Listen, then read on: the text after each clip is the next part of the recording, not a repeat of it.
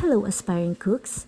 In today's video, I'm going to share with you my variation of sinigang, and this is my healthier sinigang soup because it is infused with lemongrass, which is known for antimicrobial, anti-inflammatory agent, stress relief, and faster wound healing. Most of all, this is a comforting dish. First, let's prepare all the ingredients by washing, measuring, and cutting the vegetables.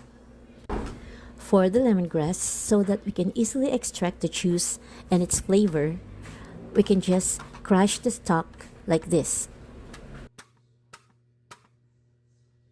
Sauté the onions and the crushed garlic together with the ground pork in a very low heat so that the natural flavors will be released without burning.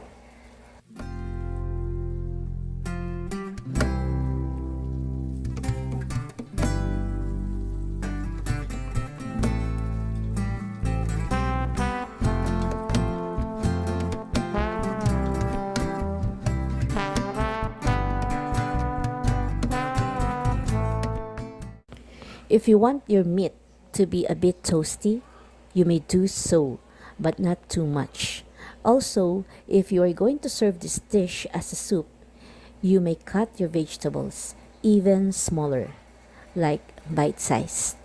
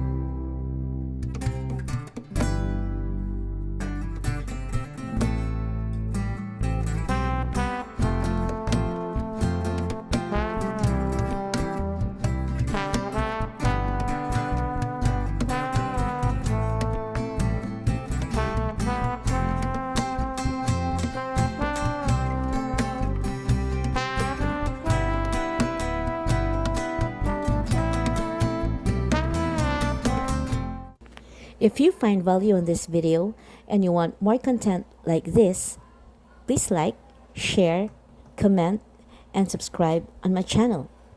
Also, you can connect with me elsewhere at abrams.mom and to our Facebook page.